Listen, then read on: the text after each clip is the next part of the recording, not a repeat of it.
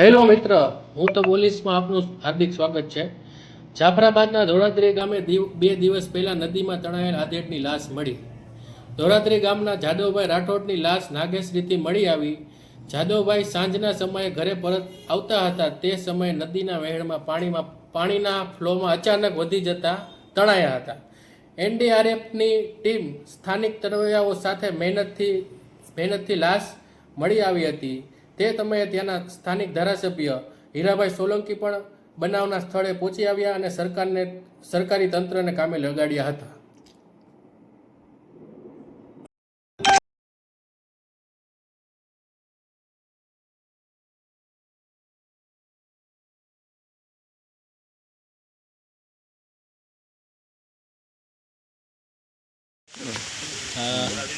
ગયા 2 દિવસથી ધોળાદરી ગામના જાદવભાઈ રાઠોડ એમના વાડીએથી જ્યારે પરત ઘરે આવતા એ નદીમાં ખૂબ પાણી હોવાના કારણે દોરડું બાંધેલું હતું, છતાં પણ એ રોડ ક્રોસ કરવાના કારણે દોરડું હાથમાંથી છૂટી જવાના કારણે મૃત્યુ પામ્યા છે।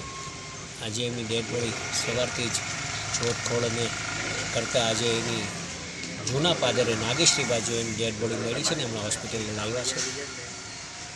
આવા બનાવો અવારનવાર જ્યારે બનતા હોય ત્યારે ગામના લોકોને પણ ખાસ તકેદારી રાખવા માટે, ખાસ આવા સમયે તકેદારી રાખવા માટે પણ સૂચના આપના માધ્યમથી આપવામાં આવે એ દ્વારા પણ કહેવા માગું છું। પણ જ્યારે એમના પરિવાર પર જ્યારે આવું દુઃખ આવી પડ્યું છે ત્યારે ભગવાન એને આત્માને શાંતિ આપે અને પરિવારને દુઃખ સહન કરવાની એવી શક્તિ આપે એવી પ્રાર્થના કરું છું।